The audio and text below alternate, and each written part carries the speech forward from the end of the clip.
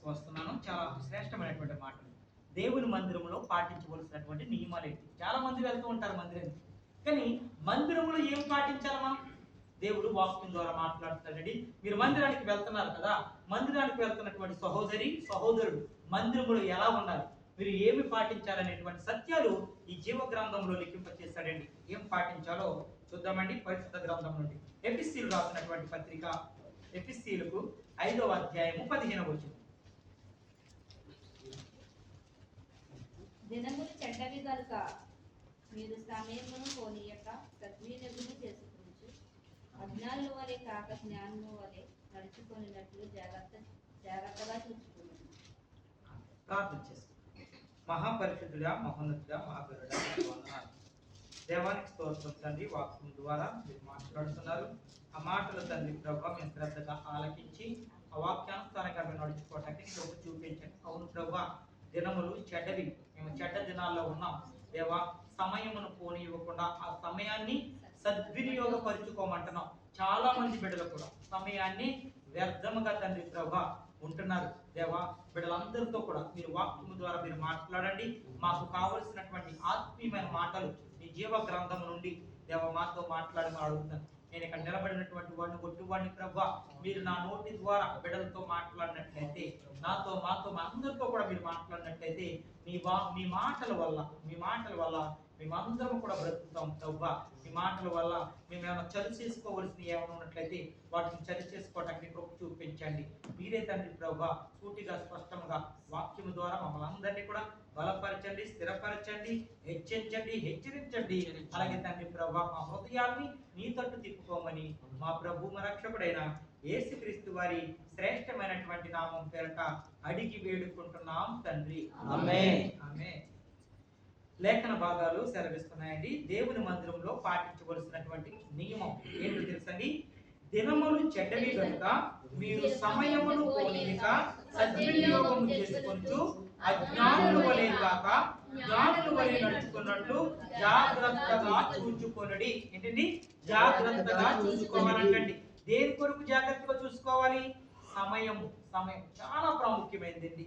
ఎందుకంటే పరిస్థితులు ఎలా ఉన్నాయో తెలుసు కదండి. భయంకరమైనటువంటి దినాల్లో ఉన్నాం. భయంకరమైనటువంటి రోజుల్లో దేవుని వాక్యం అందిస్తున్న వారిని ఏం చేస్తారండి? తిడుతున్నారు, కొడుతున్నారు, చెప్పకుండా ఆపివేస్తున్నారు, మందిరాన్ని ఊల్చివేస్తున్నారు. అంటే దేవుని యొక్క వాక్యము మనుషుల్లోకి, జనుల్లోకి వెళ్ళిందనుకోండి, వారు ఆ మాటలు విని వారు బ్రతుకుని సరి చేసుకుంటున్నారు. అలా సరి చేసుకోకుండా ఉండాలంటే మందిరము లేకుండా చేసేయాలి. అలా చేయాలంటే వారేంటి? మనుషులు దేవుని యొక్క మాటలు వినకుండా చెయ్యాలని చెప్పి సాతానుడు బహుభయంకరమైనటువంటి పన్నాగాలు పన్నుతున్నాడు. అంటే దినములు చాలా చెడ్డవి. స్కూల్ నుంచి లేదంటే కాలేజీకి వెళ్తున్నటువంటి పిల్లలు మళ్ళీ తిరిగి రావట్లేదు. చాలా భయంకరమైన పరిస్థితులు. మళ్ళీ బిడ్డలేమో తల్లిదండ్రులేమో, అయ్యా నా కుమార్తె పరిస్థితి ఇలాగే ఉంది, నా కుమారుడు ఇంటికాడి నుంచి వెళ్తున్నప్పుడు బాగానే ఉంటున్నాడు, బయటికి వెళ్తున్నప్పుడు చాలా రకరకాల వ్యసనాలకు బానిస అయిపోతున్నాడు, ప్రార్థించండి అయ్యా అని చెప్పి తల్లిదండ్రులు ఫోన్ చేసి మాకు తెలియపరుస్తున్నారు. అంటే దినములు చెడ్డవి. ఆ చెడ్డ దినాల్లో ఉంటున్నటువంటి మీరు చాలా జాగ్రత్తగా ఉండాలి, చాలా జాగ్రత్తగా ఉండాలి. మరి ఆ చెడ్డ దినాల్లో నుంచి నువ్వు మంచి దినాల్లోకి రావాలి అన్నట్లయితే గనక నువ్వు ఎలాగుండాలో ఈ జీవ గ్రంథం వాక్యం ద్వారా మనతో మాట్లాడుతుందండి. ఏమంటున్నాడో తెలుసండి? మీరు సమయమును పోనీయక, అంటే సమయము చాలా ఇంపార్టెంట్ అండి. సమయమును పోనీయక సద్వినియోగము చేసుకొనుచు అజ్ఞానుల వలె కాక జ్ఞానుల వలె నడుచుకోండి. అజ్ఞానులు అంటే ఎవరో తెలుసండి? జ్ఞానము లేనటువంటి వారు, దేవుని మాట వినలేనటువంటి వారు, ఇష్టానుసారంగా నడుస్తున్నటువంటి వ్యక్తుల వలె మీరు ఉండటానికి వీల్లేదు. మీకు సమయాన్ని నేను ఇస్తున్నాను. వారములో ఒక దినము, అది నేను ఏర్పాటు చేసుకున్నటువంటి దినము. ఆ సమయాన్ని మీరు ఎంత మాత్రం కూడా వ్యర్థపరచకూడదు. అజ్ఞానుల వలె కాకుండా జ్ఞానుల వలె ఉండి నా సన్నిధికి రండి, మీరు నడుచుకోండి, నా మార్గంలో నడుచుకోండి, నాకు ఇచ్చే సమయాన్ని నాకు ఇవ్వండి అని చెప్పి దేవుడు వాక్యం ద్వారా మాట్లాడుతాడు. ఎంతమంది బిడ్డలు సమయానికి దేవుని మందిరానికి వస్తున్నారండి? ఎంతమంది బిడ్డలు వాక్యం వింటున్నారండి? ఎంతమంది బిడ్డలు ఏదో ఇక్కడ కూర్చుని ఉంటారు, వారి ఆలోచన విధానం అంతా ఎక్కడో ఆలోచిస్తూ ఉంటారు. ఆ అనాలోచన కనుక కూర్చుని వాక్యం వినటం వల్ల నీకు ఎంత మాత్రం కూడా ఉపయోగం లేదు.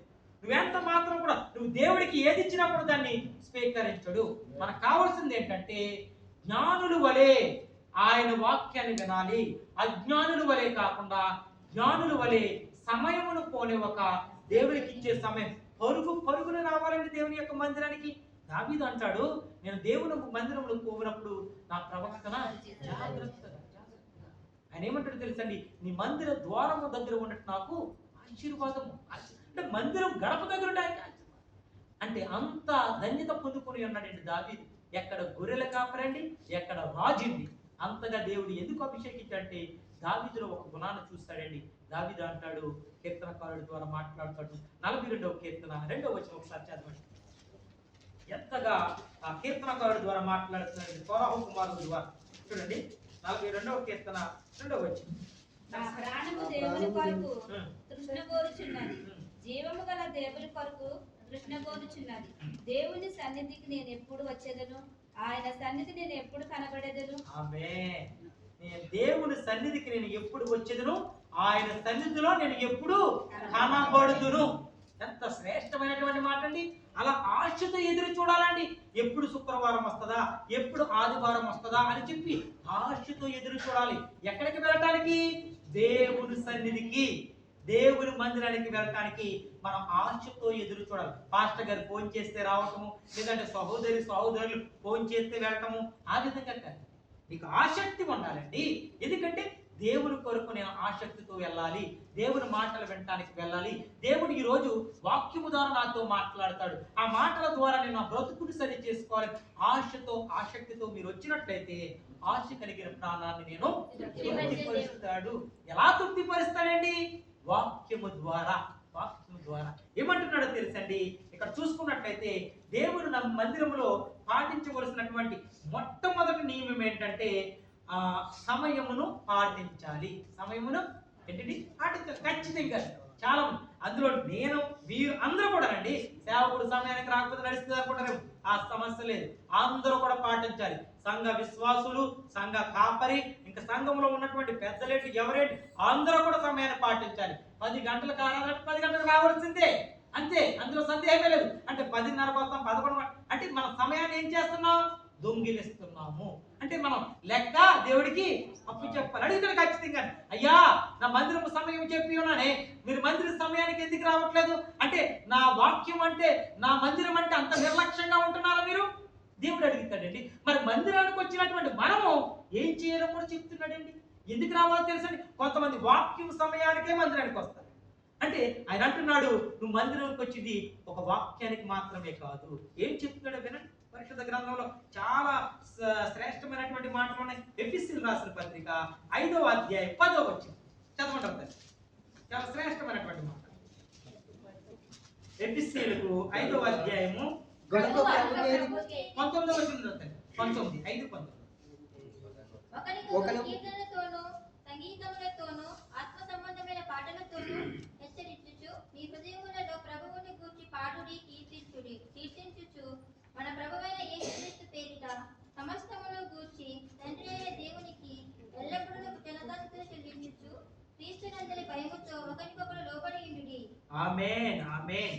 అంటే ఎందుకు రావాలంటే పరిశుద్ధ గ్రంథం సెలవిస్తుందండి, అందరితోనూ కలిసి ప్రభువును స్తుతించి ఘనపరచడానికి రావాలి. ఏంటండి? అందరితో కలిసి. మరి అందరితో కలిసి మనం దేవుని స్తుతిస్తున్నామా? చాలా స్పష్టంగా ఉందని వాక్యం. ఒకరితో ఒకడు కీర్తనలతోనూ సంగీతములతోనూ ఆత్మ సంబంధమైన పాటలతోనూ హెచ్చరించుచు మీ హృదయములను ప్రభువును గూర్చి పాడుచు కీర్తించుచు. ఎంత స్పష్టంగా ఉందండి. అంటే మనం ప్రారంభ ప్రార్థనలో ఏముంటదండి, మనం పాటలే పాడతాం కదండి. పైరు వాళ్ళందరూ కూడా పాటలు పాడుతూ ఉంటారు. మరి ఆ పాటలు అయిపోయిన తర్వాత వస్తే మీకు ఏం ఉపయోగం అండి? అంటే దేవుని సమయాన్ని దొంగిలిస్తున్నాం కదా. అంటే దేవుని సమయం, దేవుని సన్నిధిలో ఒక్క సమయాన్ని నువ్వు పాటించలేనట్లయితే ఈ క్రమాన్ని అంతటినీ తప్పిపోతాం. అంటే పాటలు పాడలేవు. నోరు తెరిచి ఆయన స్తుతించమంటున్నాడండి దేవుడు. నోరు తెరిచి నన్ను ఘనపరచండి అయ్యా. మీరు బ్రతికి ఉన్నారంటే అది నేను చూపుతున్నటువంటి కృప. మరి ఆ కృప పొందుకున్న నువ్వు నోరు తెరిచి నన్ను ఎందుకు స్తుతించవు, ఎందుకు కీర్తించవు అని దేవుడు అడుగుతున్నాడండి మనందరినీ. అని చెప్తున్నటువంటి మాట ఏంటంటే ఒకరినొకడు కీర్తనలతోనూ సంగీతములతోనూ ఆత్మ సంబంధమైనటువంటి పాటలతోనూ హెచ్చించుచు, అంటే సంతోషంగానండి మనందరం కూడా మీ హృదయములను ప్రభువుని గూర్చి పాడుచు కీర్తించండి. అవునండి, హృదయమును ప్రభువుని గూర్చి ప్రార్థించే వారిగా ఉండాలి. ఉంటున్నామా మనందరము? ఒక్కసారి ఆలోచించండి నా ప్రియ సహోదరి సహోదరుల. అందుకనే దేవుని యొక్క వాక్యం సెలవిస్తుంది. రెండవ నియమము, దేవుని మందిరములో పాటించవలసినటువంటి రెండవ నియమం ఏంటంటే అందరితో కలిసి ప్రభువుని స్తుతించి మహిమపరచాలి. మనం ఆయన మహిమపరచే వారిగా ఉన్నట్లయితే గనక అది మనం దేవుని దగ్గర నుంచి ఆశీర్వాదం పొందుకుంటాం. మొట్టమొదటిది సమయాన్ని పాటించాలి దేవుని యొక్క మందిరంలో. రెండవది మనం చేయవలసింది ఏంటంటే అందరితో కలిసి ప్రభువును స్తుతించి ఘనపరిచే వారిగా ఉండాలి. మరి మూడవది ఏం చేయాలో దేవుని మందిరానికి వస్తున్నటువంటి మనకి దేవుడు చెప్తున్నటువంటి శ్రేష్టమైనటువంటి మాట యోహాను సువార్త 4వ అధ్యాయము 24వ వచనం చూడండి. ఏం చేయమంటున్నాడు? మందిరం దేవుడు ఆత్మ గనుక ఆయనను ఆరాధించువారు ఆత్మతోనూ సత్యముతోనూ ఆరాధించబడాలి. ఆమేన్. పాటలు పాడిన తర్వాత ఏం చేయాలో తెలుసని? స్తుతి ఆరాధన. దేవుడు ఆత్మ గనుక మీరు ఆయన ఆరాధిస్తున్నటువంటి వారు ఆత్మతోను సత్యముతోను ఆరాధించండి. మీరు మనస్ఫూర్తిగా నన్ను ఆరాధించండి. పెదాల నుంచి నేను ఆరాధిస్తే నేను ఆరాధన స్వీకరించను. ఆత్మతో సత్యముతో మీరు ఆరాధించినట్లయితే ఆ ఆరాధనని స్వీకరిస్తాను. నువ్వు మందిరంలో పాటించవలసినటువంటి శ్రేష్టమైనటువంటి మాట ఏంటంటే పూర్ణ హృదయముతో దేవుణ్ణి ఆరాధించాలి. అంతేనండి. దేవుని మందిరంలో మూడవ నియమం ఏంటంటే పూర్ణ హృదయంతో దేవుణ్ణి స్తుతి ఆరాధన చేయాలి. అలా ఎవరైతే చేస్తారో వారి జీవితంలో దేవుడు గొప్ప కార్యం చేస్తాడు. ఇది మూడవ నియమం. నువ్వు దేవుని మందిరములకు వెళ్తున్నావు కదా, అయితే పాటించవలసినటువంటి మూడవ నియమం. మొదటి నియమము ఏంటంటే సమయమును వినియోగించుకోవాలి, సమయమును పాటించాలి. రెండవ నియమం ఏంటంటే అందరితో కలిసి ప్రభువును స్తుతించి ఘనపరచాలి. మూడవ నియమం ఏంటంటే పూర్ణ హృదయముతో దేవుణ్ణి ఆరాధించాలి. దేవుని మందిరానికి వస్తున్నాం కదా, ఈ మూడు క్వాలిటీస్. మరి నాలుగో క్వాలిటీ ఏం చేయాలి? దేవుని మందిరానికి వస్తున్న మనము చూడండి, పరిశుద్ధ గ్రంథం అపోస్తుల కార్యములు 17వ అధ్యాయం 11వ వచనం. అపోస్తుల కార్యములు 17వ అధ్యాయం. తెస్సలోనిలోకి ఉన్న వారి కంటే ఘనులై ఉండిరి గనుక ఆసక్తితో వాక్యమును అంగీకరించి పౌలును శీలను చెప్పిన సంగతులు అలా ఉన్నవో లేవో అని ప్రతిదినమును లేఖనాలు పరిశోధించుచున్నది. ఆమేన్, ఆమేన్. వాక్యం యొక్క అర్థాన్ని మీకు తెలియపరుస్తుందండి. మీరు తెస్సలోనికలో ఉన్న వారి కంటే ఘనులై ఉండిరి గనుక ఆసక్తితో వాక్యమును అంగీకరించి. దేవుని మందిరానికి వస్తాం కదండి, వచ్చినటువంటి వారు స్తుతి ఆరాధన అయిపోయిన తర్వాత ఏంటంటే నెక్స్ట్ వాక్యమే కదండి. వాక్యము చాలా ప్రాముఖ్యం. వాక్యం ఎలా వినాలో చెప్తున్నాడండి. ఆసక్తితో వాక్యమును అంగీకరించి పౌలును శీలను చెప్పినటువంటి సంగతులు అలాగున్నవో లేవో అని ప్రతి దినము లేఖనములు పరిశోధించుచూ వచ్చిరి. అంటే దేవుని సేవకుడుగా మేము వాక్యము చెప్తున్నప్పుడు ఆ మాటలు ఆ విధంగా ఉన్నవో లేవో పరిశుద్ధ గ్రంథంలో మీరు ఏం చేయాలండి? పరీక్షించుకోవాలి, చూసుకోవాలండి. ఏదో చెప్పుకుంటూ వెళ్ళిపోతున్నాడు సేవకుడు అనుకునే వారుగా మనం ఉండటానికి వీల్లేదు.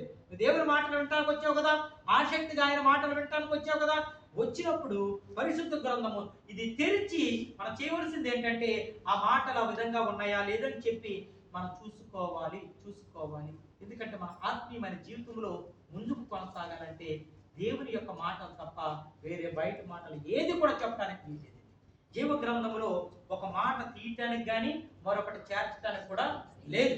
ఇష్టం వచ్చినట్టు మాట్లాడటానికి లేదు. మనకు అనుకూలంగా వాక్యం చెప్పడానికి లేదు. ఉన్నది ఉన్నట్టుగా బిడ్డలకు నొచ్చుకుంటారా? అయినప్పటికి కూడా నొచ్చుకుంటున్నారంటే వారిలో సరి చేసుకోవలసింది ఏదో ఉందనే అర్థము. దేవునికి స్తోత్రం కలుగును గాక. అంతేగాని మీకు నచ్చే విధంగా మేము చెప్పడం కానీ సేవకుడికి అనుకూలంగా చెప్పినట్లయితే దేవుడు సేవకుడిగా నన్ను లెక్క అడుగుతాడు. ఉత్తరవాదిని మీరు వింటున్న వారికి ఒక శిక్షే, నేను నాకు 2 శిక్షలు ఉంటాయని చెప్పి పరిశుద్ధ గ్రంథం సెలవిస్తుంది. వాక్యం విత్తుతున్నటువంటి వారు చాలా జాగ్రత్తగా చెప్పాలి. ఎవరినో టార్గెట్ చేసి మాట్లాడటం కానీ ఇష్టానుసారంగా మాట్లాడటానికి లేదు. ఎంత మాత్రం కూడా ఉన్నది ఉన్నట్టుగా సత్యాన్ని తెలియపరచాలి. అంటే దీని అర్థం ఏంటంటే పరిశుద్ధ గ్రంథం సెలవిస్తుంది 4వ నియమం ఏంటంటే దేవుని వాక్యమును శ్రద్ధగా విని వివేచించాలి. అంటే ఆ విధంగా ఉందో లేదో తెలుసుకోవాలి. శ్రద్ధగా వినాలి, పరిశుద్ధ గ్రంథంలో ఉందో లేదో తెలుసుకోవాలి. ఒకవేళ మీకు అర్థం కాకపోతే అయ్యా మాకు అర్థం కాలేదు, దీని యొక్క అర్థం ఏంటో చెప్పండి అని చెప్పి సేవకుడిని అడగాలి. మీరు అడిగి హక్కు మీకు ఉంది. మీకు చెప్పవలసినటువంటి బాధ్యత మాకు ఉంది. అర్థమయ్యే రీతిలో చెప్పవలసినటువంటి బాధ్యత. ఒకవేళ నాకు తెలియలేదు అనుకో, నాకు తెలిసినటువంటి వారికి అడిగి తెలుసుకుని మీకు అర్థమయ్యేటట్టు నేను బోధించే ప్రయత్నం నేను చేస్తాను. ఆ విధంగా మనం ఈ నియమాన్ని పాటించాలని చెప్పి మీకు ప్రభు పేరట మీకు తెలియపరుస్తున్నాను. ఇప్పటి వరకు 4 నియమాలు మీకు తెలియపరిచి ఉన్నాను. మొదటి, సమయాన్ని పాటించాలని చెప్పి తెలియపరిచాను. అందరితో కలిసి మనం ఏం చేయాలి? ప్రభువుని స్తుతించి ఘనపరచాలి. అలాగే 3వ మాట ఏంటంటే పూర్ణ హృదయంతో దేవుణ్ణి ఆరాధించాలి. 4వది ఏంటంటే ఆయన తెలియపరుస్తున్నాడు దేవుని వాక్యమును శ్రద్ధగా విని వివేచించాలి. 5వదిగా దేవుని మందిరానికి వస్తున్నటువంటి మనము ఏం చేయాలో వాక్యం ద్వారా ఆయన మాట్లాడుతున్నాడు. చూడండి అమ్మా, అపోస్తుల కార్యములు 12వ అధ్యాయం 5వ వచనం. అపోస్తుల కార్యములు 12వ అధ్యాయం 5వ వచనం. పేతురు చెరలో ఉంచబడిను. సంఘమైతే అతని కొరకు అత్యాసక్తితో దేవునికి ప్రార్థన చేయుచుండెను. ఆమేన్, ఆమేన్. ఏంటి? పేతురు చెరసాలలో ఉంచబడిను. చెరసాల అంటే తెలుసు కండి, జైలు జైలు జైలు జైల్లో ఉంచబడిను. సంఘమైతే అతని కొరకు ఏం చేసింది తెలుసండి? ప్రార్థన కాదు, మామూలు ప్రార్థన. అత్యాశక్తితో. ప్రార్థన వేరే, అత్యాశక్తి వేరే. రెండింటికి వ్యత్యాసం ఉందండి. అంటే వారు ఎంతగా ప్రార్థన చేశారంటే ఆ చెరసాలలోంచి బయటకు వచ్చే అంతగా ప్రార్థన. దేవుడు తన హృదయాన్ని కరిగించుకుని తన విడుదల పొందుకునే విధంగా దేవుడు హృదయాన్ని గెలుచుకునే వారిగా అత్యాశక్తితో ప్రార్థన చేశారండి. ఇక లేఖనాలు సెలవిస్తున్నాయి, సంఘం అయితే అతని కొరకు అత్యాశక్తితో దేవునికి ప్రార్థన చేయుచుండెను. అవునండి, దేవుని మందిరానికి వస్తున్నటువంటి మనము ఏం చేయాలో తెలుసండి. 5వ నియమంగా దేవుడు మాట్లాడుతున్నటువంటి మాట ఏంటంటే ప్రార్థనలో మనం అందరం కూడా ఏకీభవించాలి. ఒక ప్రార్థన చేస్తున్నాం మనం. సంఘం ప్రారంభంలో 7 ప్రార్థనలు చేస్తాం. ఒకరు ప్రార్థన చేస్తున్నాడు, మనం అందరం ఏం చేస్తున్నామండి? ఏకీభవించాలి. అవును ప్రభా, వారి పట్ల కార్యం చేయండి అయ్యా. అవును ప్రభా, ఈ ఇబ్బందుల్లో ఉన్నారయ్యా, దీనికి పరిష్కారాన్ని అంటే మనం ఏకీభవించాలి. సంఘం అంతా ఈ నియమాన్ని పాటించమని చెప్పి పరిశుద్ధ గ్రంథం సెలవిస్తుంది. కాబట్టి మనం అందరం కూడా సంఘంలో ఎవరికైనా ఉద్యోగాలు లేనప్పటికీ, లేదంటే ఎవరికైనా పనులు లేనప్పటికీ, లేదంటే ఇంకా బలహీనతలు కానీ ఇతర సమస్యలు ఈ దేనికైతే వారు బాధపడుతున్నారో ఆ బాధను సేవకుడు కనుక చెప్తూ ఉంటారండి. అయ్యా మాకు సమస్య ఉందండి, ప్రార్థించండి పాస్టర్ గారు అని చెప్పినప్పుడు ఆ విజ్ఞాపన నేను సంఘంలో ఉన్నటువంటి బిడ్డలకి ఇస్తూ ఉంటాను. అయ్యా దీని కొరకు మనం అందరం ప్రార్థన చేద్దామని చెప్పి ఆ విజ్ఞాపన మీకు తెలియపరుస్తున్నప్పుడు మీరందరూ కూడా ఆ మాటకి మీరు ఏకీభవించారు. ఎప్పుడైతే ఏకీభవిస్తారో హల్లెలూయా ఆమేన్ అంటారో దేవుడు దాన్ని జరిగిస్తారు. అందరము ఏకీభించి ప్రార్థన చేస్తారు. నినివే పట్టణం వారు అందరూ కూడా ఏకీభించారండి. ఎవరి మాట విన్నారో తెలుసండి? మొట్టమొదట దేవుని యొక్క సేవకుడి యొక్క మాట, ప్రవక్త యొక్క మాట విన్నారు.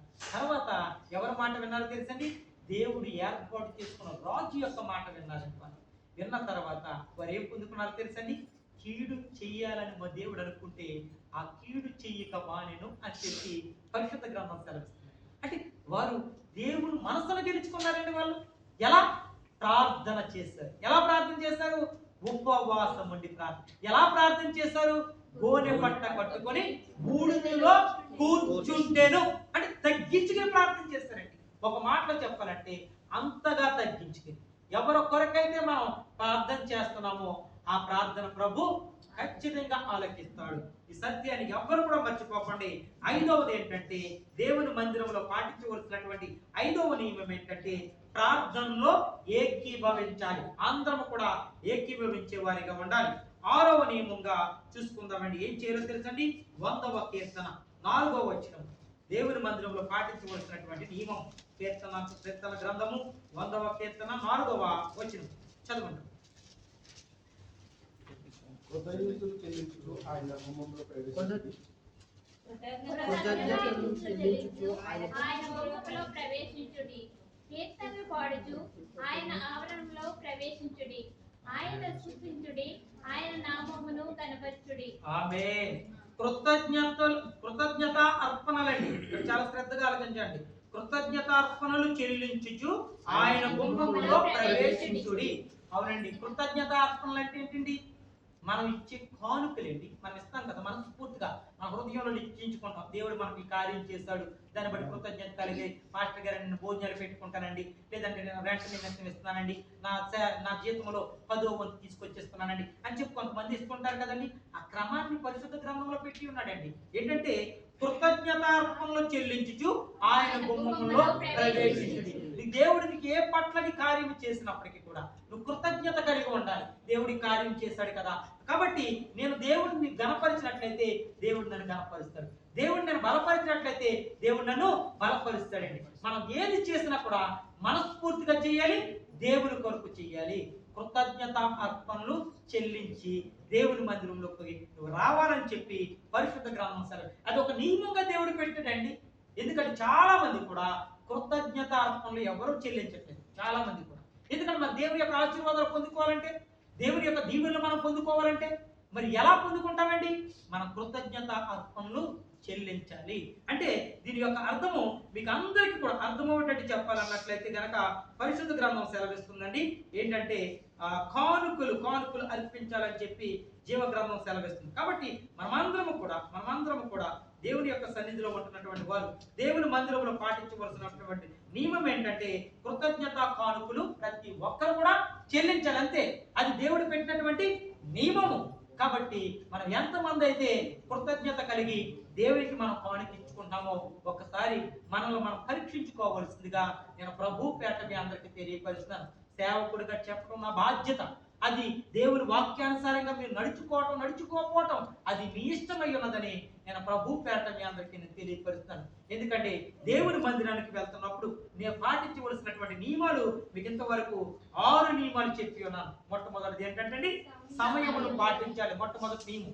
రెండవ నియమం ఏంటంటే అందరితో కలిసి ప్రభువుని స్తుతించి ఆయన్ని మహిమపరచాలి. మూడవ నియమం ఏంటంటే పూర్ణ హృదయముతో దేవుణ్ణి ఆరాధించాలి.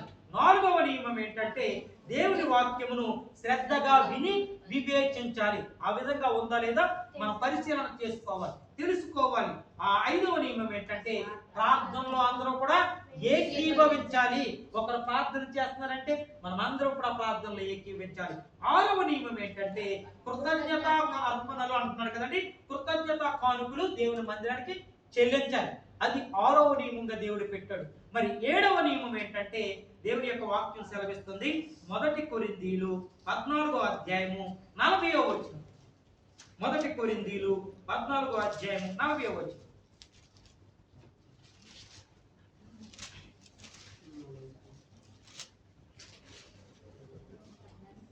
సమస్తమును మర్యాదగాను క్రమముగాను జరిగించనీయుడి. ఆమేన్, ఆమేన్. ఇక్కడ చూసుకున్నట్లయితే సమస్తమును మర్యాదగాను క్రమముగా జరిగించండి అంటే దీని అర్థం ఏంటండి? మర్యాదగా క్రమంగా నడిపించమని చెప్పి వాక్యం ద్వారా ఆయన మాట్లాడుతున్నాడు. అంటే సంఘ క్రమాన్ని పాటించాలి. సమస్తము కూడా సంఘములో నేను ఒక క్రమాన్ని పెట్టాను. ఏమంటున్నాడు? ప్రారంభ ప్రార్థన చేయాలి. తర్వాత ఏమంటున్నాడు? ఆయనకి కీర్తనలు పాడాలి. తర్వాత ఏమంటున్నాడు? స్తుతి ఆరాధన చేయాలి. తర్వాత ఏమంటున్నాడు? ఆయన సాక్ష్యాలు చెప్పాలి. తర్వాత ఏమంటున్నాడు? వాక్యము చెప్పాలి. తర్వాత ఏమంటున్నాడు? మనం ప్రార్థన చెయ్యాలి. ముగింపు ప్రార్థన ఆశీర్వాదం. ఇది ఒక క్రమాన్ని దేవుడు పెట్టాడు. ఆ క్రమాన్ని మనం అందరం కూడా పాటించాలి. ఏది స్కిప్ చేయడానికి వీల్లేదు, ఏది కూడా తప్పించడానికి. నీకు ఎంత అర్జెంట్ పని అయినా సరే, నీకు దేవుని మందిరానికి కంటే నీకు అర్జెంట్ పని ఏమంటే నువ్వు వెళ్ళిపో, అంతేగాని అయ్యా అది చెయ్యొద్దు ఇది చెయ్యొద్దు మన టైంని స్టార్ట్ చేయండి అంట ఎవరు కూడా సరిపోదు. క్రమాన్ని సక్రమంగా మీరు పాటించాలంతే. అది దేవుడు పెట్టినటువంటి క్రమం. అందులో ఏది తప్పించినా కూడా దేవునికి మనం లెక్క అప్పు చెప్పాలి. అది మీరు సమయానికి రాకపోవడం అది మీ తప్పు. దానికి సంఘం అయితే దేవుడు చెప్తున్నాడు, సమయాన్ని మీరు పాటించినట్లయితే ఈ క్రమాలన్నింటిలో కూడా మీరు ఉంటారు. ఈ క్రమం అంతా కూడా మీరు పాటించినట్లయితే అది నీకు నీ కుటుంబానికి ఎంతో ఎంతో సంఘానికి అది ఆశీర్వాదకరం అని చెప్పి ప్రభు వాక్యం ద్వారా ఆయన మాట్లాడుతున్నాడు. అందుకే కదండి ఆయన అన్నాడు సంఘ క్రమాన్ని పాటించాలి. దీని యొక్క అర్థం ఏంటంటే సంఘములో దేవుడు సేవకుడికి ఇచ్చినటువంటి బాధ్యత ఏంటంటే క్రమంగా మందిరాన్ని నడిపించాలి. ఎవరైనా తప్పిపోతున్నారా వారిని మందిరాన్ని నడిపించాలి. ఎవరైనా అనారోగ్యంగా ఉన్నారా వారి కొరకు ప్రార్థించాలి. ఎవరైనా చెప్పుకోలేనటువంటి సమస్యలతో బాధపడుతున్నారా దాని కొరకు మీరు ప్రార్థించండి. అలాగే డిస్కషన్ చేసుకోండి. ఏ విషయంలో సరే ఇబ్బందులు ఉన్నట్లయితే సంఘంలో అయినా లోటుపాటులు ఉన్నట్లయితే మీరు మాట్లాడుతూ కూర్చుని ఒక క్రమంగా మీరు నడుచుకోండి. అంతేగాని నా ఇష్టం వచ్చినట్టు నడుచుకుంటామంట వీర్లేదు ఎట్టి పరిస్థితుల్లో. ఎందుకంటే వాక్యం ద్వారా ఆయన మాట్లాడుతున్నటువంటి శ్రేష్టమైనటువంటి మాట ఏంటో తెలుసండి. మొదటి పేతురు 4వ అధ్యాయం 10-11 వచనం చదవండి. చాలా శ్రేష్టమైనటువంటి వచనం ఉంది. మొదటి పేతురు 4వ అధ్యాయము 10వ వచనం 10-11 వచనం. దేవుని నానా విధమైన గొప్ప విషయమై మంచి గృహ నిర్వాహకులై ఉండి ఒకరికొకడు కృపావరం పొందిన కొలది ఒకరికొకడు ఉపచారము చేయుడి. ఒకడు బోధించిన ఎడల దేవోక్తులను బోధించినట్లు బోధింపవలెను.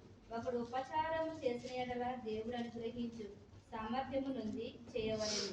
ఇందువలన దేవుడు అన్నిటిలోనూ యేసుక్రీస్తు ద్వారా మహిమపరచబడును. యుగ యుగములు మహిమయు ప్రభావములు ఆయనకుండును గాక. ఆమేన్. ఈ వాక్యం యొక్క అర్థం ఏంటో తెలుసండి. పరిశుద్ధ గ్రంథం చాలా స్పష్టంగా మాట్లాడుతుంది. దేవుడు నానా విధమైన కృపా విషయమై మంచి గృహ నిర్వాహకులై ఉండి ఒక్కొక్కడు కృపావరము పొందిన కొలది ఒకరికొకడు ఉపచారము చేయండి. మీరు కృపావరములు పొందుకుని ఉన్నారు కదండి. మరి కృపావరములు అంటే ఏంటండి? దేవుడు ఒక్కొక్కరికి ఒక ఆధిక్యత ఇస్తాడండి సంఘంలో. నాకు సంఘ కాపరిగా నా ఆధిక్యత అది దేవుడు ఇచ్చినటువంటి వరం. దాన్ని నేను ఎలా పాటించాలి? చాలా జాగ్రత్తగా. ఇది మనిషిని ఇచ్చింది కాదు. నేను చాలా పర్యాయాలు మీకు తెలియపరిచాను. సేవకుడిని మనుషులు ఏర్పాటు చేసుకోలేదు. దేవుడు ఏర్పాటు చేసుకున్నవాడే సేవకుడు. మనుషులు ఏర్పాటు చేసుకున్నవాడు కొద్ది రోజులు మాత్రమే ఉంటాడు, కొన్ని గంటలు మాత్రమే ఉంటాడు. వారు చెప్పినటువంటి మాటలు కూడా ఎవరు కూడా కనెక్ట్ అవ్వలేదు. కానీ దేవుడు ఏర్పాటు చేసుకున్నటువంటి సేవకుడి యొక్క మాట ఎలా ఉంటుందో తెలుసండి, మన హృదయాన్ని కదిలింప చేస్తుంది.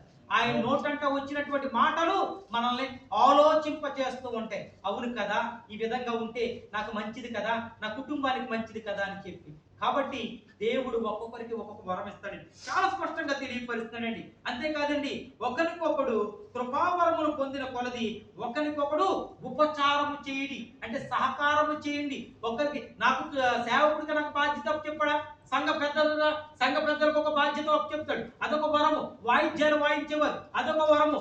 ఆహార పదార్థాలు తయారు చేసేవారు అదొక బాధ్యత. అంటే ఒక్కొక్కరికి ఒక్కొక్క వరముగా దేవుడు దయచేస్తున్నాడు.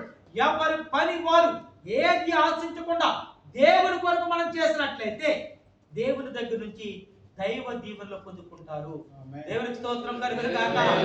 దేవుడు సేవకుడు ఏదో ఇస్తాడు, ఎవరో ఏదో మెప్పి పొందుకుందామని చెప్పి మనం చేసినట్లయితే దేవుని దగ్గర నుంచి ఆ కృపావరము నీకు వర్ధిల్లదు. కాబట్టి మనం ఆశీర్వదించబడాలా, దీవించబడాలా. దేవుడు ఇచ్చినటువంటి వరాన్ని జాగ్రత్తగా. పాటలు అందరూ పాడలేరండి, అందరూ కీబోర్డ్ వాయించలేరు, అందరూ వాక్యం చెప్పలేరు, అందరూ వంటలు చేయలేరు. ఒక్కొక్కరికి ఒక్కొక్క ఆధిక్యత దేవుడు ఇస్తారు సంఘంలో. ఆధిక్యతని చాలా జాగ్రత్తగా చేయాలి, చాలా జాగ్రత్త. ఒకరు నొచ్చుకునే విధంగా నోటితో మాట్లాడటానికి వీల్లేదు. పరిచర్య చేస్తూ ఉంటారు, వారు చేసే పరిచర్య. ఎవరైనా టీం వర్క్ చేస్తారు, వారు చేసే పరిచర్య. మళ్ళీ కారు డ్రైవింగ్ చేస్తారు, ట్రాన్స్పోర్టింగ్. అది వారికి దేవుడు ఇచ్చినటువంటి తలాంతి అండి. అందరూ చేయగలుగుతారా? అందరూ కారు నడపగలుగుతారా? అందరూ కీబోర్డ్ ప్లే చేయగలుగుతారా? అందరూ వాకింగ్ చెప్పగలుగుతారా? అందరూ పాటలు పాడగలుగుతారా? అందరూ స్తుతి ఆరాధన చేయగలుగుతారా? అందరూ వాక్యం వినగలుగుతారా? వినలేరండి. కొంతమంది ఏం చెప్తాడో విందామని వస్తారు. మళ్ళీ కొంతమంది ఏంటంటే ఇక్కడ ఏం మాట తప్పు దొరుకుతుందా ఆ తప్పును పెట్టుకుని అడుగుదాము, నిలదీద్దాం అనుకుంటారు. కానీ దేవుడి ఒక వాక్యం చెప్తుంది, మీకు దేవుడు ఏ తలాంత అయితే ఇచ్చాడో సేవకుడి ద్వారా దాన్ని ఖచ్చితంగా నువ్వు పాటించవలసింది. ఖచ్చితంగా నువ్వు తుది వరకు కూడా ఏదో కొద్ది రోజులు చేసి తర్వాత బాగలేదని చెప్పి విడిచిపెడతానికి మీరు లేదు. అది దేవుని దగ్గర నువ్వు తొలగిపోతున్నావు. సేవకుడు ఒక నోట్ అంటే ఒక మాట వచ్చినప్పుడు దాన్ని మీరు పాటించే వారిగా ఉండాలి. అది ఎవరికి పడితే వారికి ఆధిక్యత ఇవ్వలేడు సేవకుడు. దేవుడు ఎవరినైతే బయలుపరుస్తాడో వారికి మాత్రమే చెప్పగలుగుతాడు. కొంతమంది బాధపడతారు, అయ్యో అతను దగ్గర చేర్చుకుంటున్నాడు సేవకుడు, అతన్ని హెచ్చిస్తున్నాడు, మా గురించి మాట్లాడటం లేదు, మమ్మల్ని పట్టించుకోవట్లేదు అనుకుంటాడు. మరి దేవుడు చెప్పమన్న పని మాత్రమే నేను చేయాలి. అంతే, అంతకు మించిపోతే ఏం లేదు. వారి ఆత్మీయ స్థితిని నేను చూస్తూ ఉంటాను కాబట్టి నేను చేస్తూ ఉంటాను. ఒకవేళ నీకు ఇచ్చినటువంటి అవకాశాన్ని ఆ కొద్ది రోజులు మాత్రమే నిలబెట్టుకుని తర్వాత నీ ఇష్టానుసారంగా నువ్వు జీవించి సేవకుడు తెలియకుండా నీ ఇష్టానుసారంగా నువ్వు ప్రవర్తించినట్లయితే దేవుడికి నువ్వు లెక్క అప్పు చెప్పాలి. దాంట్లో సందేహం లేదు. ఎందుకంటే పరిశుద్ధ గ్రంథం చాలా స్పష్టంగా మాట్లాడుతుంది. ఒకడు బోధించిన ఎడల దైవోక్తులను బోధించినట్టు బోధింపబలను, ఒకడు ఉపచారము చేసిన ఎడల దేవుడు అనుగ్రహించు సామర్థ్యమునుంది చేయవలను. ఇందువలన దేవుడు అన్నిటిలోనూ యేసుక్రీస్తు ద్వారా మహిమపరచబడును. యుగ యుగములు మహిమయు ప్రభావములు ఆయనకుండును గాక. దేవునికి స్తోత్రం. యుగ యుగములు, యుగం అంటే ఎన్ని సంవత్సరాలండి? 1000 సంవత్సరాలు ఒక యుగం. యుగ యుగములు ఏముంటుందో తెలుసండి? ఆయనకి మహిమ ప్రభావం ఆయనకు, దేవుడికి. కాబట్టి ఆ యుగ యుగములు మహిమ పొందుకున్న దేవుడిని చాలా జాగ్రత్తగా మనం ఆరాధించాలి. ఆ దేవుని మందిరానికి వస్తున్న మనము చాలా జాగ్రత్తగా ఉండాలి. అంటే ఈ వాక్యం యొక్క అర్థాన్ని మీకు తెలియపరుస్తున్నానండి. దేవుడు నీకు అప్పగించినటువంటి కృపావరము పరిచర్యలో నమ్మకంగా ఉండాలి. దేవుడు నీకు అప్పచెప్పినటువంటి పరిచర్యలో నమ్మకంగా ఉండాలి. సేవకుడికి కాదు మీరు నమ్మకం ఉండవలసింది, దేవునికి నమ్మకంగా ఉండాలి. ఎవరైతే దేవునికి నమ్మకంగా ఉంటారో వారిని ఎలా ఆశీర్వదిస్తారో తెలుసండి? మీ కళ్ళారా మీరు చూసుకోండి. అయ్యో ఇంతకు ముందు ఈ విధంగా తిరిగి దేవుడా, ఈ విధంగా తిరిగి వాడైనా అని చెప్పి దేవుడు చూసి ఎంతగానో ఎంతగానో ఎంతగానో ఆశ్చర్యపోయే విధంగా చేస్తాడండి. వీరు ఈ విధంగా చక్కగా వాక్య పరిచర్య చేస్తున్నారు, ఈ విధంగా చక్కగా పాటలు పాడుతున్నారు, ఈ విధంగా చక్కగా ఆహార పదార్థాలు తయారు చేస్తారు, ఈ విధంగా చక్కగా పరిచర్యలో పాలు పొందుకుందు పాత వాటిని వేటిని కూడా నేను జ్ఞాపకం చేసుకోని అంటున్నాడండి దేవుడు. కానీ మనం నూతనంగా ఏమైతే మనం చేస్తున్నాం దాన్ని బట్టి నీకు దేవుడు ఆశీర్వదించేది. జాగ్రత్త. దేవుడు ఒక్కొక్కరికి ఒక్కొక్క అవకాశం ఇస్తాడు. అవకాశాన్ని మనం ఏం చేయాలంటే సద్వినియోగపరచుకోవాలి. దినములు చెడ్డవి, సమయములు పోనీయకుండా సద్వినియోగపరచుకోవాలి. అజ్ఞానుల వలె కాక జ్ఞానుల వలె ఉండాలి. జ్ఞానం కలిగినటువంటి వారిగా. ఇంకా ఆయన మాట్లాడుతున్నటువంటి శ్రేష్టమైనటువంటి మాట చూసుకున్నట్టు ఏప్రిల్ రాసినటువంటి పత్రిక 13వ అధ్యాయం 17వ వచనం. ఏప్రిల్ రాసినటువంటి పత్రిక 13:17 చదవండి ఒకసారి. మీ పైన నాయకులుగా ఉన్నవారి యొక్క లెక్క ఒప్పు చెప్పవలసిన వారి వలని మీ ఆత్మలకు కాయుచున్న వారు వారి దుఃఖముతో ఆ పని చేసిన ఎడల మీకు నిష్ప్రయోజనము కనుక దుఃఖముతో కాక ఆనందముతో చేయనట్లు వారి మాట విని వారికి లోబడి ఉండుడి. ఆమేన్, ఆమేన్. వాక్యం యొక్క అర్థాన్ని మీకు తెలియపరచడం చాలా శ్రేష్టమైనది. సంఘ నాయకత్వం, సంఘ నాయకత్వం. సంఘానికి నాయకుడు ఎవరండి? దేవుడు ఏర్పాటు చేసుకున్న సంఘానికి. సంఘానికి శిరస్సు దేవుడు, సంఘానికి నాయకుడిగా సేవకుడు. మరి సంఘ నాయకుడు చెప్తున్నటువంటి మాటలకి మనం ఏముండాలి? లోబడి ఉండాలి. పరిశుద్ధ గ్రంథం సెలవిస్తుంది. నేను చెప్తున్నటువంటి మాటలు కాదండి. ఇక్కడ చూసుకున్నట్లయితే ఏప్రిల్ రాసినటువంటి పత్రిక 13వ అధ్యాయము 17వ వచనం. మీ పైన నాయకులుగా ఉన్న వారు లెక్క అప్ప చెప్పవలసిన వారి వలె మీ ఆత్మలను కాయుచున్నారు. మీరు దుఃఖముతో ఆ పని చేసిన ఎడల మీకు నిష్ప్రయోజనమే కనుక దుఃఖముతో కాక ఆనందముతో చేయనట్లు వారి మాట విని వారికి లోబడి ఉండుడి. అంటే సేవకుడు దుఃఖపడే పని చేయడానికి వీల్లేదు. సేవకుడు మీ మీద నమ్మకం ఉంచుతాడు, మీరు బాగుండాలని కోరుకుంటారు. సేవకుడు వెనకాల ఇష్టం వచ్చినట్టు మాట్లాడుతూ ఉంటారు, సేవకుడిని గాయపరిచే విధంగా చేస్తూ ఉంటారు. ఒకవేళ అలా చేసినట్లయితే సేవకుడు మీ కొరకు మనస్ఫూర్తిగా ప్రార్థించగలుగుతాడా? మనస్ఫూర్తిగా మిమ్మల్ని బ్లెస్ చేయగలుగుతాడా? చేయలేడు. కాబట్టి సేవకుడు చెప్పినటువంటి మాట వినకుండా ఇష్టానుసారంగా మీరు తిరిగినట్లయితే మీకు అది ఉపయోగం అండి? అసలు ఎంత మాత్రం కూడా ఉపయోగకరం కాదు. వాక్యం యొక్క అర్థము చాలా పరిశుద్ధ గ్రంథంలో చాలా స్పష్టంగా ఉందండి. ఏమంటున్నాడో తెలుసా అండి? సంఘ నాయకత్వానికి లోబడి ఉండాలి. అంటే కాపరి చెప్తున్నటువంటి మాటలకి వినాలి, దానికి లోబడి ఉండాలి. అలా ఎవరైతే ఉంటారో వారి జీవితంలో గొప్ప కార్యాలు. ఎందుకంటే చాలా మంది కూడా ఏదో చెప్తున్నాడులే సేవకుడు, ఏదో విందాంలే నిర్లక్ష్య స్వభావంతో ఉన్నట్లయితే మీకు ఎంత మాత్రం కూడా అది ఆశీర్వాదకరం కాదు. కాబట్టి మనందరం కూడా దేవుని మందిరంలో పాటించవలసినటువంటి నియమం ఏంటంటే సంఘ నాయకత్వానికి లోబడి ఉండాలి. ఇంకా చూసుకున్నట్లయితే ప్రసంగి గ్రంథం 5వ అధ్యాయం 1వ వచనం ద్వారా ఆయన మాట్లాడుతానండి. ప్రసంగి గ్రంథం 5వ అధ్యాయం 1వ వచనంలో ఒకసారి చూడండి. చాలా శ్రేష్టమైనటువంటి మాట. 5:1. ప్రసంగి నీవు దేవుని మందిరమునకు పోవునప్పుడు నీ ప్రవర్తన జాగ్రత్తగా చూసుకొనుము. బుద్ధిహీనులు అర్పించునట్లుగా బలి అర్పించుట కంటే సమీపించి ఆలకించుట శ్రేష్టము. వారు తెలియకయే దుర్మార్గపు పనులు చేయదు. ఓకే, దేవుని మందిరంలోకి పోయినప్పుడు నీ ప్రవర్తన జాగ్రత్తగా చూసుకోవాలి. ఏదో మందిరానికి వస్తున్నాం కదా, మాస్టర్ గారు రమ్మన్నారు, ఫోన్ చేస్తున్నారు, లేదంటే అందరూ వెళ్తున్నారు కదా, మనం ఎలాగ వెళ్తున్నట్లు వస్తున్నట్టయితే అదెంత మాత్రం కూడా నీకు ఉపయోగకరం కాదు.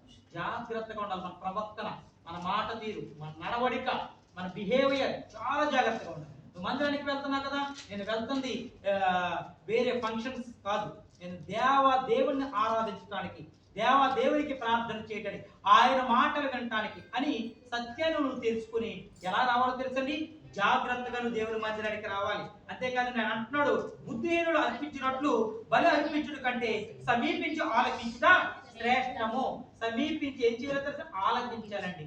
దేవుని మందిరానికి వచ్చి మనం ఆలోచించాలి. బుద్ధిహీనులు అర్పించే అర్పణలు స్వీకరించడం అంటే వారు హృదయంలో ఎప్పుడు చూసినా కూడా స్వార్థము, అసూయ, పగ, ద్వేషం ఉంటుంది, కానీ దేవునికి మాత్రం కానుకలు కానీ అన్ని కూడా బానిస్తారు. కానీ వాళ్ళు ఇచ్చే అర్పణలు స్వీకరించడానికి ప్రభు అంటున్నాడు, అయ్యా నా మాటలు ఎవరైతే సమీపించి ఆలకిస్తారో, ఆయన గురించి మాట్లాడుతున్నటువంటి మాట ఏంటి తెలుసండి, సమీపించి ఆలకించు వాడు శ్రేష్ఠుడు, శ్రేష్టము అంటున్నాడండి.